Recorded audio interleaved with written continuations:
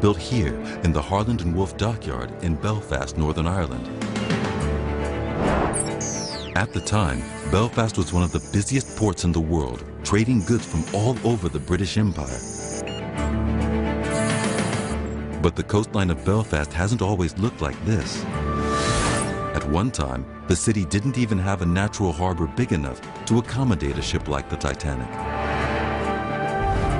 Our investigators, marine engineer Rupert Kayser and historian Jennifer Regan, have come to find out why and how this land was turned from a muddy swamp into the world's largest, busiest port. They want to build a picture of the world that created the Titanic. Jennifer Regan from Georgetown University is an expert in early 20th century history. As a social historian, she is interested in investigating the people, the city, and the shipyard that built the Titanic. Jennifer begins here in the now derelict headquarters of Harland and Wolff, the company that built the ship. We all know that the sinking of the Titanic was probably the greatest maritime disaster of all history. But I'm interested in a different story about the Titanic, the lost world behind the Titanic. I've come to learn about the shipyards, the workers, and I want to know first, where did the idea come from? Why did Harland and Wolff, here in Belfast, decide to build the largest ship that man had ever seen? The 1900s were a time of innovation and invention, both on the land and on the sea. A new generation of steamships began a revolution in global travel. A company called the Cunard Line led the field with two superfast vessels, the Mauretania and the Lusitania. Harland and Wolff's chairman, William Peary, was determined to challenge this supremacy. He planned the construction of three vast new liners. One of them would be called the Titanic. These ships were to be built by hand without any of the modern tools and technology that we have today. And as an expert in marine engineering, Rupert Kayser is fascinated by the question of how it was done. On the 31st of May 1911, the Royal Mail ship Titanic was launched from this slipway. Now, it wasn't her technology that really set her apart, it was her immense scale. Now, what I'm interested in finding out is what were the feats of engineering and the challenges that had to be overcome in order to create the largest ship in the world. The scale of William Peary's ambition becomes clear when we look at the blueprints for the Titanic. His ship would be 880 feet long, equivalent to 6 Boeing 737s laid end to end. The Titanic could accommodate 3,500 people. There would be 9 decks, and fully laden, she would weigh 67,000 tons. She would be the heaviest, tallest ship afloat. 5 years before she first sailed, the design process began here in the Harland and Wolff drawing office. In a storeroom, Jennifer discovers, hidden away, the original plans for the ship. What I'm looking at are these plans which date from the exact same time period as the Titanic. And they're beautiful, they're hand-drawn, and this is not actual paper, it's actually linen. And what I've realized is that every single detail on the Titanic was drawn up in this room, from the decks to the doorknobs. It would have been decided here. And this huge room would have been full of people working away, draftsmen and architects. A small army of designers was mobilized to work here. Jennifer meets Una Riley from the Belfast Titanic Society to discover how it all came about. Una, looking at this model of the ship, how did this happen? Why did they decide to build a ship on this scale, so big? It's basically all down to one man, William Peary. He was chairman of Harland and Wolff at that time. He was very keen to promote Belfast and to get work into Belfast in the shipyard. And at that time, the modern ship was the Cunarders, the Lusitania and the Mauretania, and they were built to race across the Atlantic to save time. Now Perry decided, no, I'm not going to go for that market. Right. The Americas are opening up, there's immigrants who want to go there. I'm going to build the biggest, most luxurious ships in the world to attract the millionaires, and we're going to fill the other spaces with immigrants. So Peary's idea was that the Titanic would make money not only from the rich, but also from third-class passengers who would treat the journey to America as the beginning of a new life. Most of the space was given over to the first, second class, but most of the people were actually down in the bowels of the ship in third class. This was to be the most prestigious shipbuilding project in history, completed in the world's largest shipyard. The creation of that shipyard was a feat in itself. From just a small 17th century town on the River Logan, Belfast grew. The landscape changed dramatically. To discover how, Rupert Kayser has come to meet local historian Stephen Cameron. Can you explain to us what this area would have looked like about 300 years ago? Yeah, I mean, really the way the river flowed down, this whole area would have been mud flats at the time. The river meandered very badly. It was a major problem for Belfast. Ships had to discharge cargoes outside really the confines of the river because it was so narrow and so shallow as well. So the Belfast Ballast Board decided that they would try and straighten the Lagan, and especially the bit just behind us here. What the port authorities proposed was a mammoth undertaking. Rupert wants to find out exactly how they plan to transform acres of mudflats into a thriving deep harbor. He goes to visit Jonathan King, historian of the Belfast Harbour Commissioners. Shipbuilding had started in Belfast in the 1790s. Jonathan is able to show Rupert the original plans for the harbour's development. It's hard to imagine, but the port actually starts here. The River Farset used to flow down Belfast's High Street into the River Lagan, and that's where the first wharf was built back in 1613. Now back then, none of this land existed. So all this area here was sort of like mud flats at low tides? All mud flats, all sandbanks, of not much use to man nor beast. Using Jonathan's map as a starting point, we can see just how drastically the shape of the coast was altered. The harbour authorities cut a straight channel from the town to the sea. The mud and materials they took from the dredging were used to create all this land. The Titanic would be built on an artificial island called Queen's Island. It is the size of 20 football fields. What I find particularly amazing, and I think what a lot of people to this day find staggering, is that in the middle of the 19th century, how on earth could you have created such a huge area of industrial land without the use of the big machines we have today? Yeah, so it was a huge undertaking. You have to imagine men with spades in the mud, in the sleet, digging this out physically. It was back-breaking, dirty, hard work. But it was a wonderful benefit because it gave Belfast the land and the space it needed to become shipbuilders to the world. By 1909, Belfast City Harbour and Dockyard was a vast site. The workers believed that their shipyard was the best in the world, and they were ready to begin building the Titanic. With no idea of the tragic end to which this enterprise was destined, they set about turning William Peary's dream into a reality. Our investigators are in Belfast, Northern Ireland, in search of the world that produced the Titanic. In the years running up to the ship's construction, a vast, deep harbor had been created here to accommodate large ocean-going vessels.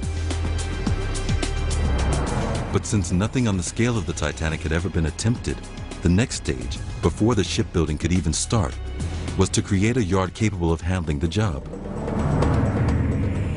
A gigantic steel frame called a gantry would be needed to house the hull as it grew. It would have to be the biggest of its kind. Historian Jennifer Regan has come to see what's left of it with Una Riley of the Belfast Titanic Society. So Una, we've left Harland and Wolff headquarters, and that's where the idea happens. And that's where the plans are drawn. And then this is where the construction happens. Yes. Right? Where are we? We're actually standing on the slipway where the Titanic was built. It was actually built in that area there. The gantry that surrounded her was over 800 feet long and twice the height of the Lincoln Memorial. Today, only traces of this massive structure remain. And you can see the stumps of the gantries over here. These metal bits sticking out here. These metal bits. Now, and they would have risen hundreds of feet in the air. So this area we're standing on right now, which is, I mean, it's kind of a wasteland in a way. It is, it is. This would have been all structures, and this would have been hundreds of people. Yes, I mean, this would have been an anthill of activity. There would have been men scurrying about on top of these huge big gantries, working cranes, riveting. So this would have been an incredibly noisy, dangerous area. The gantry dominated the Belfast skyline for 6 decades. It had 16 movable cranes, lifts, and walkways. It weighed over 6,000 tons.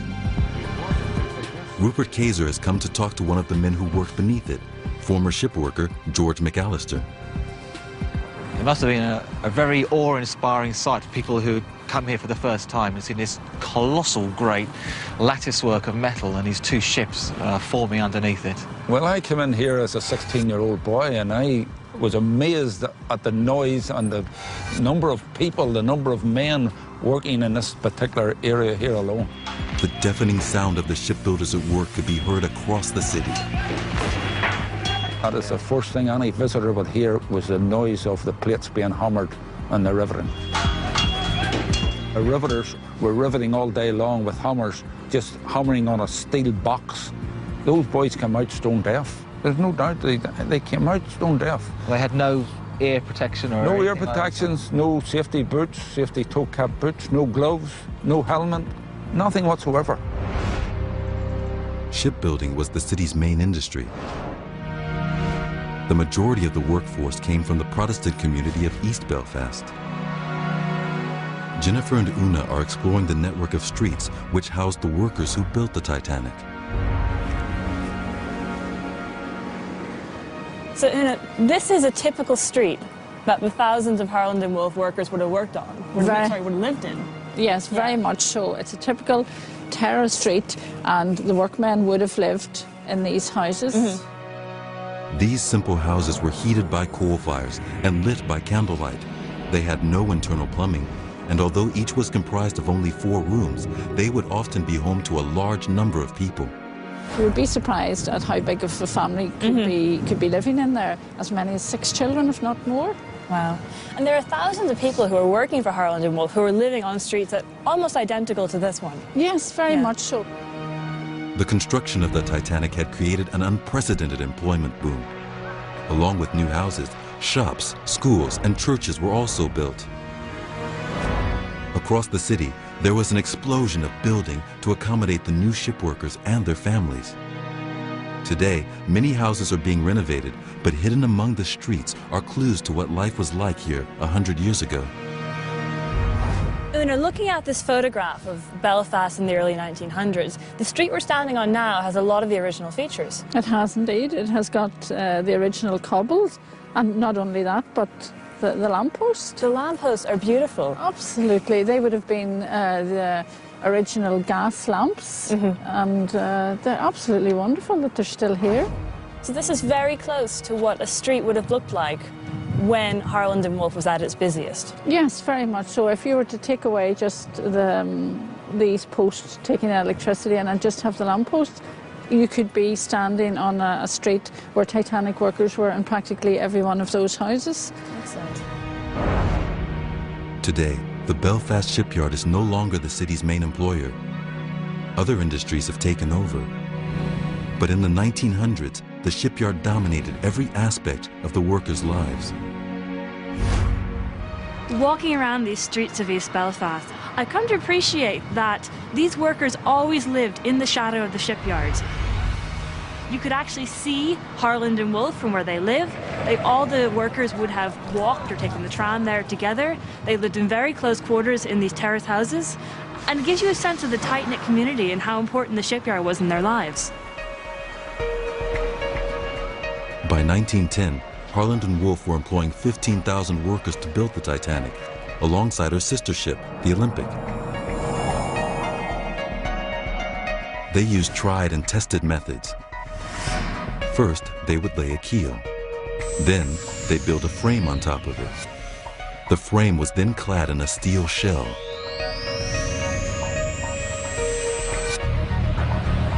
Tens of thousands of tons of steel were poured, rolled, and shaped.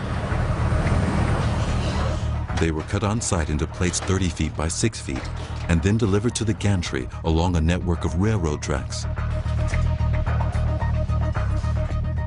When these plates were in position, construction would begin.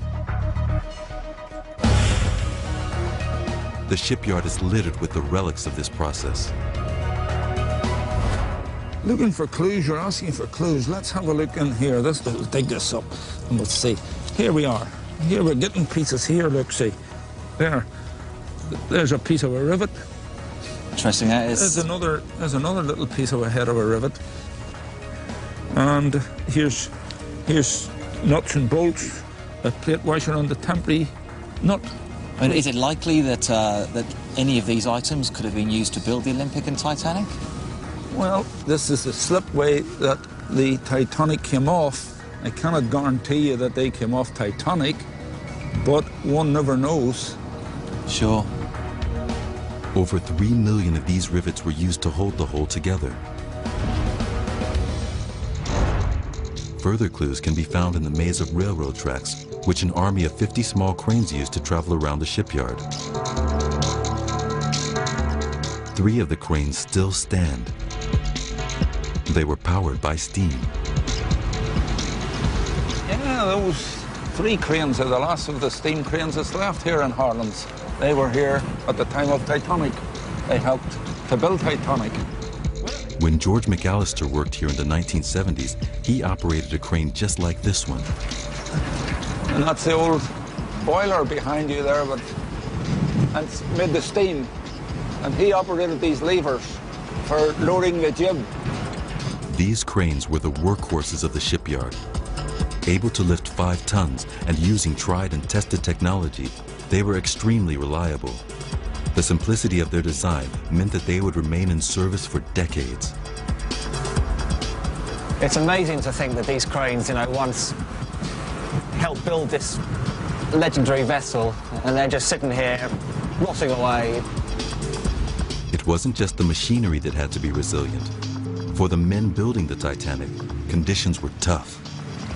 Well, when the shipyard first started, when it first opened in the 1800s, the men worked from 6 o'clock in the morning to 8:15 at night, 5 days a week. It's 14 hours a day? And from 8 o'clock in the morning on a Saturday to 4 p.m. It was a dangerous job to be done. There was lots of injuries, such as bits of riveting flying off, bolts maybe falling off the top of the ship, men working down below. Well, you just had to carry. In those days, they were glad of a wage, so they just had to carry on with it. Harland and Wolff were tough employers.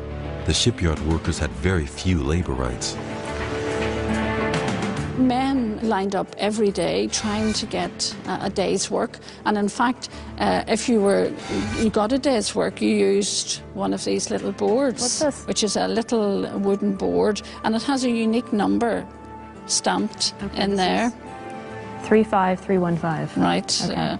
And that number would have entitled you to this little board entitled you to many things, even the permission to go to the toilet. You had to use You had that. to use that, and you were only allowed 7 minutes all day in the toilet. There were hundreds of different trades and thousands of skilled craftsmen at work in the shipyard. From riveters, steel workers, fitters and joiners, to plumbers, cabinet makers, painters and plasterers. I mean, it was a whole world of industry. Thousands of people. Thousands of people all working together to produce magnificent ships. So what you're describing is not just the building of a ship, but it's the building of a city around this shipyard. It was like a city, and they did look after their citizens. Yes, they were tough employers, but there was respect there. It was tough, and the men were tough, but they produced some fantastic ships. It took 15,000 men, 24,000 tons of steel, 3 million rivets, and 2 years of work. Finally, the hull was ready to be floated. Next, our investigators tried to recapture the moment in May 1911 when the Titanic first hit the water. You could have got a leg broke. People could have been killed, which they were. Our investigators have seen the way that the Belfast dockyard was transformed to enable the building of the Titanic. Then, after 2 years of hard labor by 15,000 men, the ship's hull was complete. The next stage, before any work could be done on the interior, was the launch. It would be a moment of celebration and anxiety. Una Riley of the Belfast Titanic Society tells Jennifer how it happened. Una, tell me about the day of the launch, because we know that some 10,000 people showed up here, but actually they were just launching the outer shell of the boat, right? That's true. The ship was built here, basically the hull, and it was into these waters here. The Titanic would be launched on that day, 31st of May 1911. The hull's entire weight rested on rows of wooden supports called pit props. For the ship to enter the water, these props had to be knocked away by hand. To find out more about this highly dangerous procedure, marine engineer Rupert Kayser has returned to the Titanic slipway with George McAllister. Now, she's the largest ship in the world. It must have been an extremely dangerous time with this huge vessel towering above and knocking away all the wooden supports. I mean, was it really that dangerous? Yes, it was very dangerous because those pit props, as we call them, were flying everywhere. Right. So you could have got a leg broke. People could have been killed, which they were. Were they flexing under the weight? Well, as they got so many out, the ship was coming down onto the rest that was left there, and they were actually bowing out, and they just shot out at a tremendous force. Shot out? Shot out anywhere. At exactly 12:14 p.m. on May 31st, 1911, after final checks, and with a signal from Lord Peary, the Harland and Wolff chairman, the launch began. It was a dramatic moment. Titanic was in motion for the first time. It took just 62 seconds for the 24,000-ton hull to move down the slipway into the River Logan. For the people of Belfast, this was a time of pride, achievement, and hope. But it came at a cost. One of the team assigned to remove the pit props was crushed by falling timber. He died. The Titanic had claimed a life before she'd even entered the water. After the launch, work began immediately on equipping the hull. As well as huge steel anchors, 4 mighty funnels were fitted. Only 3 of them had any practical purpose. The 4th was there just to make the Titanic look as impressive as her rivals. 2 massive steam engines would power her across the Atlantic. They were fed by 29 boilers and 159 furnaces. When the Titanic sailed, 160 firemen would stoke them with over 600 tons of coal every day. The 2 engines each stood over 30 feet high. In their time, they were the largest ever built. Their design was very similar to that of these smaller engines, housed in a museum in London. Rupert has come here to see the engines in action and find out from steam engineer Dick Fillery what it must have been like in the Titanic's engine room. This engine here is, in fact, quite a small triple expansion engine. The engines in the Titanic would have been, what, 5 times the length, 4 times as high. Instead of just one walkway round it like this, there'd have been 3 or 4 walkways going up right up the very top of the engine. And apart from that, it would have been dark and gloomy inside the boiler rooms. They didn't have lots and lots of light going, so this thing would tower up into the darkness and make it be even bigger than it appeared. And of course, the engine would be turning around, and in fact, the whole ship would shake as the engine was turning. So some people found it quite a scary place to have been. The design of the Titanic's engines was comparatively old-fashioned. While the rival Cunard line had fitted their ships with turbines, the Titanic's builders put their faith in a traditional reciprocating design. So why was an engine of this type used to propel the Titanic? They were efficient, they used less fuel than a simple engine, and also they were well-tried technology. They'd been built for years, people knew how to put them together properly, people knew how to run them properly, and they were reliable. And that was what a shipping company likes. The Titanic did, however, have an auxiliary turbine engine, powered by the exhaust gases of her 2 main engines. This drove a third, central, four-bladed propeller. That's a little strange because at the time ships had either reciprocating engines or turbine engines. Why the combination? If it's going for efficiency, one of the things you've got to do, once you get in the ship, you've got to carry your fuel with you. So the less fuel you can carry, the more passengers, cargo or whatever you can carry in a boat.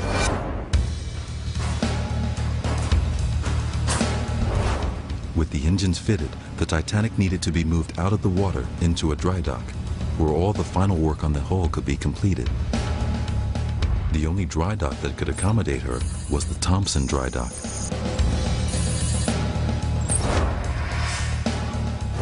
Rupert has come here to meet naval historian John Beattie from the Belfast Science Park. This really is quite an extraordinary sight. Absolutely colossal size. It really does take your breath away. It's fantastic to look at. Yes, indeed, the dock was totally filled by the Titanic. This was the largest dry dock of its time, 850 feet long, equivalent to 3 football fields, and 120 feet deep. To build a dry dock on this scale was an incredible engineering feat. Well, there really must have been some huge undertaking to create a dock of this size, especially 100 years ago. Yes, indeed. They knew at the outset that they had a very big challenge to build this dock, as they were building through very poor material, approximately 50 foot of reclaimed land, which is basically mud. And indeed the dock itself, hidden where you cannot see, there's an enormous amount of materials used in the dock. Absolutely stupendous amount of concrete and brick. So it really was a colossal engineering feat. It was, and a high risk piece of engineering. The aim was to build the dry dock in 3.5 years, but eventually it took 7 years. It was ready just in time for the Titanic. On February 3rd, 1912, tugboats began the delicate process of maneuvering the Titanic into the Thompson dry dock. When she was inside, the gate was closed and the engines from the nearby pump house began to drain the water. In the case of the Thompson dock, it's 23 million imperial gallons of water have to be taken out to dry the dock. 23 million. 23 million. And these pumps could pump all that water out in 1 hour, 40 minutes. But in real terms, they would be more careful in how they pumped the water out because they had to allow the ship to settle onto the keel blocks. In the Titanic's case, pumping lasted 12 hours. The operation was made more complicated because of the extraordinary length of the Titanic and the extreme value of the vessel. They were extremely careful that the 55,000 tons would settle precisely on the keel blocks. They didn't want to take any chance that they would damage the vessel as they bedded it down and dried it out. The final stages of construction could now take place, fitting her mighty 3-blade propellers, wiring the ship's state-of-the-art electrical systems, and finally, painting the hull. By March 1912, the main structural and engineering work was complete. Now, the challenge was to fit out the interior and transform the Titanic into a floating palace. No expense was to be spared in making her the most luxurious liner ever built. Investigators Rupert Kayser and Jennifer Regan are in Belfast to try to build a picture of the world they created the Titanic. It wasn't just meant to be the biggest ship in existence. Its builders were intent on making it the most luxurious too. What I want to know next is how the interior of the ship was built. Harland & Wolff did not spare any money. They brought in thousands of master craftsmen to construct the most luxurious interior of the Titanic. So what I want to do is to go into the world of those master craftsmen and understand how they worked. Historian Jennifer Regan has come to Belfast City Hall to meet with Una Riley. This building was opened in 1906, just 1 year before the Titanic was commissioned. Today, it is a great showcase of the grand design and expert craftsmanship which built the Titanic. The ornate wooden paneling, decorated ceilings, fixtures, and fittings were all the finest of their time. Many of the craftsmen and artisans who would go on to work on the Titanic worked here first. Now, I've heard that the City Hall is actually called the Stone Titanic locally. Why is that? That is true, because it was conceived around the same time as the Titanic was being conceived, and Lord Perry, who had been a former Lord Mayor, he was involved with the construction and design of this, and it's felt that he took some of the designs from here to the Titanic. What I love about this room is all the period detailing, because it was built just 6 years before the Titanic. So it's really the same kind of period in design. And there's so much detail in the ceiling, in all this cornicing, in these columns. We've got the stained glass windows. They're beautiful. Absolutely. I mean, they didn't do things by half in Belfast at the beginning of the 20th century. Everything was done to the best, to the highest, to the best specification, just like Titanic.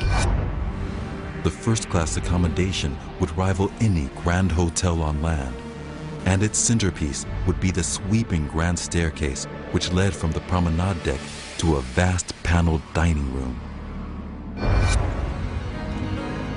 In order to know what the Titanic's interior really looked like, Jennifer has traveled from Belfast to Northumberland in the northeast of the British Isles. Here in the ancient town of Alnwick, she has uncovered an exact copy of the Titanic's first-class dining room. When the White Swan Hotel was refurbished in 1936, they used interior fittings and furnishings from the Titanic's sister ship, Olympic. The Olympic's interiors were identical to the Titanic's. The ships were designed and built by the same Belfast craftsmen. And in the lobby of the hotel is the last remaining section of the grand staircase from the first-class saloon. So, John, what can you tell me about this magnificent carved staircase? Wonderful example. This is the last surviving part of the grand staircase from RMS Olympic, identical to what was on RMS Titanic in 1912 when she sank. This is quite unique because there is no other grand staircase left in the world from the Olympic-class liners. The breathtaking detail of the hotel dining room reveals more evidence of the skills and expertise of the Belfast shipworkers. The ceilings, windows, light fittings, and the exquisite wood paneling all reflect the golden age of sea travel. Here is a rare opportunity to sense what life must have been like on board the Titanic. So, John, standing here is about as close as we can get to what it would have felt like inside the Titanic dining room. Absolutely, yes. We've got these incredible plasterwork ceilings, we've got stained glass, we've got all these panels. There's just so much to take in. Yes, absolutely original. Obviously, the first-class dining room on Olympic was a lot larger than this. We're talking maybe probably 10 times larger than this. That's enormous. I want to know more about this woodwork. It's incredible. It is. The craftsmanship here is absolutely amazing. Now, the Olympic carvings were all made at Harland and Wolff, same as the ones in Titanic. And the craftsmen spent many hours working day and night to produce all this marvellous workmanship. Peary knew that this was the best way to attract big spending clients. John, I can tell from looking at this woodwork that they were working towards a very demanding clientele. Absolutely. This is first-class paneling at its very best in the height of 1911, 1912. And no detail is spared. Tell me about this light fitting here. It's bronze. These are absolutely original to the ship. Yes, they are bronze.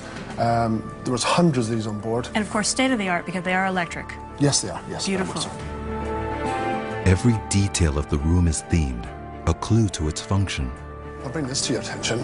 We have some musical notes up here and symbols on a piece of paperwork, all carved into the woodwork. That's a music book that's open? Yes, absolutely. And it's all hand-carved by those workmen in Harland and Wolff. That's incredible. That's and so tiny. the whole room is music-orientated. We have guitars. So it's a room that was used for entertainment? Very much so. So all these symbols of entertainment and enjoyment? Absolutely. This room, although apart from being used as a first-class dining room, was also used for dancing and for music. I mean, this really demonstrates to me the level of detail that went into this room. And it's absolutely staggering when you think about the number of people that would have had to have been working on a room like this to produce this level of detail. John White has a unique collection of memorabilia and artifacts from both the Olympic and the Titanic. Again, these relics reveal an outstanding level of craftsmanship and dedication. When I see the level of detail that went into the interior of ships like the Titanic, it gives me a sense of actually the scale of the workforce that would have been involved in the interiors, the craftsmen, metalwork, the glassware, the china, every detail down to the door handles. And that really shows me how important the Titanic was for Belfast and how it helped build the city, which was buzzing with activity and master craftsmen. At 8 o'clock on the evening of April 2nd, 1912, the Titanic left Belfast for the last time. She was bound for Southampton, where she'd collect the passengers for a maiden transatlantic voyage. On Wednesday, April 10th, 1912, when that voyage began, she sailed with the aspirations, dreams, and ambition of a generation. Just 5 days later, hope would be replaced by shock and grief as word came back that the Titanic, the greatest of all ships, was lost. On April 2nd, 1912, the Titanic set sail from Belfast on the first stage of her maiden voyage. It had taken 4 years to realize Lord Peary's dream, to build a new flagship for the White Star Line. 15,000 Belfast shipworkers had built her plate by plate, rivet by rivet. They knew every bolt, every shaft, fixture, and fitting of this great ship, and they were immensely proud of their achievement. It was a magnificent piece of work by the shipyard men of those days to build the biggest moving thing in the world at that time. Yeah. Brilliant job. Actually, a brilliant job by the workmen. The Titanic left the English port of Southampton, bound for New York, on April 10th. She was the largest and most luxurious ship the world had ever seen. A unique piece of engineering.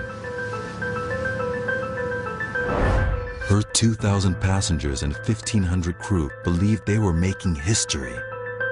Among them was the chief designer of the Titanic, Thomas Andrews. He brought with him 9 key workers from the shipyard, known as the Guarantee Group. What was the Guarantee Group? The Guarantee Group were a very special group of men who would have gone on the maiden voyage of each ship, and they would have been the best that the yard had in the time. So they would have been hand-picked, and the competition to go on board the maiden voyage of any ship would have been highly fought over, and once you knew you were awarded it, your family and everything would have been very proud. So these men joined Thomas Andrews on board Titanic to deal with any little problems that came up. Disaster came 5 days into the voyage, perhaps the most notorious incident in maritime history.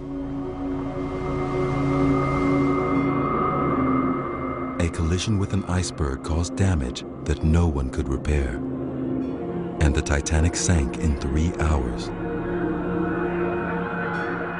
Almost 1,500 people died.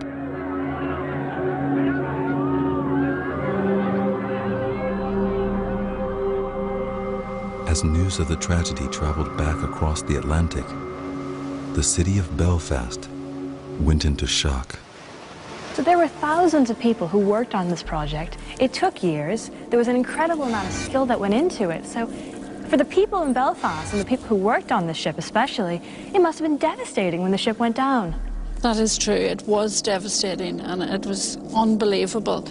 We heard about the shipyard workers who broke down and cried at the fact that this ship that they had just sent away so few days before had sunk and all those people had died. In fact, it was never talked about in Belfast again for many, many years. The Titanic's chief designer, Thomas Andrews, was among the dead. So were the 9 men of the Guarantee Group.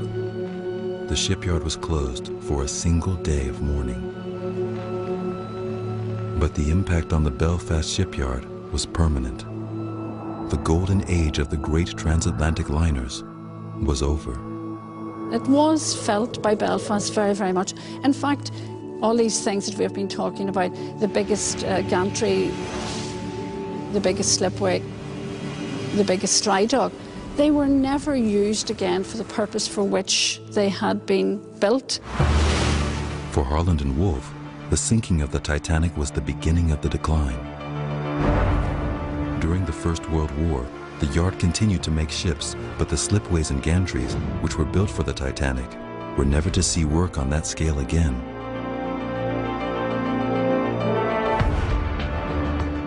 Rupert Kayser has discovered one last relic of the shipyard's golden age. This small, almost derelict vessel, until recently lying forgotten in a harbor in France, is the Nomadic.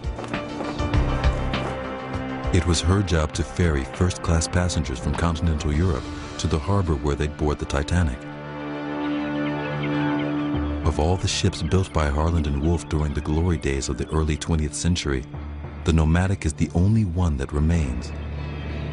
A team of volunteers intends to restore her to her original grandeur. Local historian Stephen Cameron explains to Rupert why the return of the Nomadic is so important to the people of Belfast. The same steel, same material, the same rivets that are in this ship were also in Titanic as well. She's come home to Belfast, to the place where she was born, to the home of Titanic, and that's where she should be, and it's fantastic to have her back here in Belfast. The Nomadic remains the last surviving link with the Titanic and Belfast's great era of shipbuilding. Nothing on the scale of the Titanic had ever been attempted before. It was the greatest engineering project of its time. What's really impressed me is the sheer array of skills needed to build such a vessel. The parts needed to create Titanic, they range from some of the smallest ones like rivets, up to frames which were 80, 90 feet in length, plates that were 30 foot in length. All this amazing amount of material, all individually crafted, put together by hand to create the world's most luxurious ship. What I've learned on my journey to rediscover the lost world of the Titanic is not only that White Star Lines built the most magnificent ocean liner the world had ever seen, but that they brought in an infrastructure into this booming city of Belfast. So not only did they build a huge shipyard, a community was being built as well around the shipyards, and that there were thousands of people, master craftsmen, shipyard workers, who were coming to this city to build this magnificent ship. Although it ended in disaster and grief, the story of the Titanic is also one of skill, dedication, and extraordinary achievement.